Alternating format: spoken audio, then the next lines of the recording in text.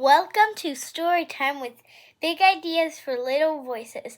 Today's story is Teo's Tutu, written by Maryann Jacob Macias, illustrated by Alea Marley.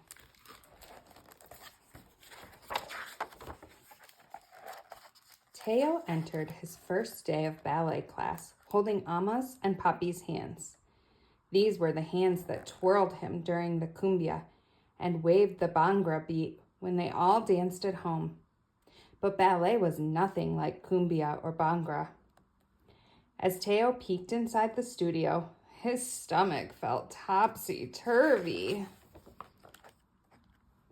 Amma kissed him on the forehead. Just enjoy dancing like we do at home. Remember how excited you were when we saw Swan Lake? Papi asked. Teo nodded, picturing the arch of the dancers' feet in releve, their split straight legs as they leaped through the air and their perfect pirouettes. They seemed so free floating across the stage, their costumes gleaming under the bright lights.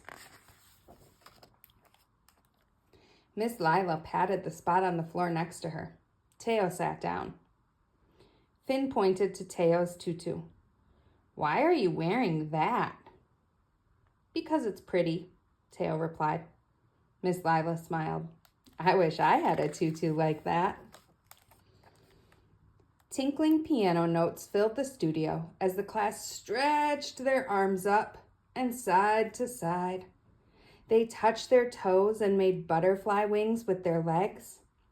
Teo never knew he was so flexible. He raised his hand.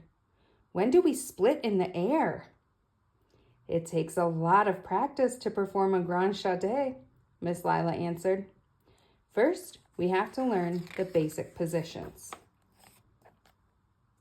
Miss Lila demonstrated 1st through 5th positions. Teo's feet were light on the ground, just like fallen leaves. He held his arms out softly as the music swirled around him. He knew these were small but important steps, and he wanted to get them just right. Here Teo is in all of the ballet positions.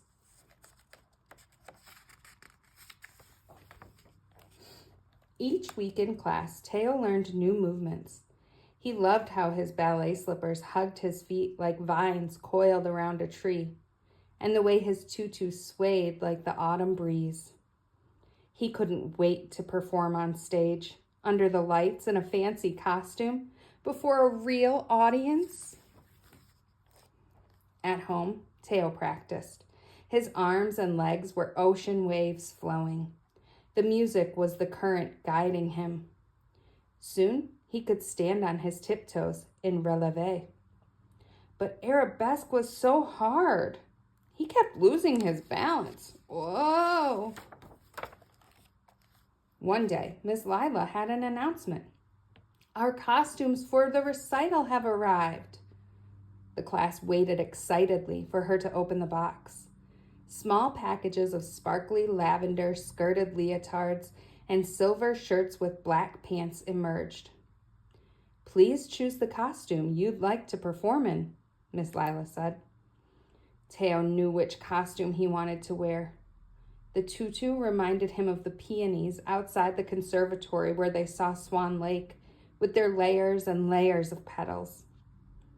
As he grabbed his leotard, Teo felt everyone's eyes on him. This wasn't the kind of audience he wanted. Slowly, he picked up the shirt and pants and placed both costumes in his bag. That night, Teo pulled on the black pants. They were so plain. The silver shirt was shiny, but it didn't sparkle. Teo felt stiff, as if he couldn't get his leg high enough for a proper arabesque. Next, Teo tried on the leotard. It was soft and stretchy. The tutu fluffed out around him like a cloud as he rehearsed the recital routine. This must be how the Swan Lake dancers felt. Teo loved what he saw in the mirror. But what if the audience didn't love him back? Amma peeked in. Dinner's almost ready. Just then, Teo heard his family's favorite playlist. The shaking of maracas got louder as he went downstairs. You're ready for the stage, Papi beamed. He took Teo's hands and they two-stepped the cumbia forward and back. Afterward, the boom of the bhangra dole echoed throughout the apartment as they all bounced and pumped their hands in the air. They held hands and danced until dinner time.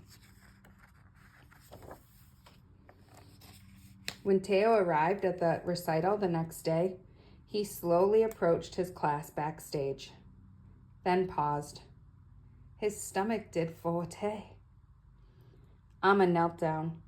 These are the ways we must be brave sometimes. Papi put his arms around Teo. Tú eres valiente.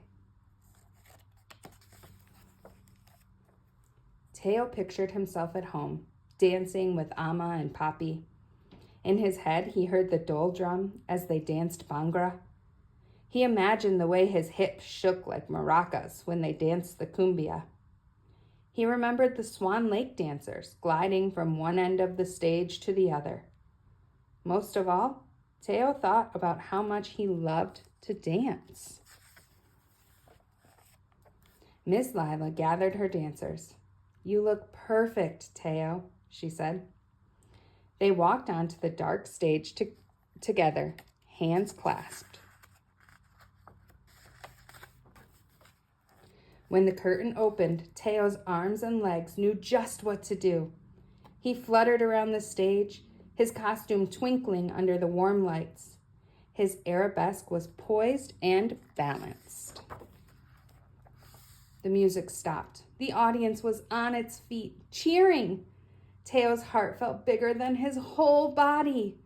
He beamed out at his mom and dad, his biggest fans.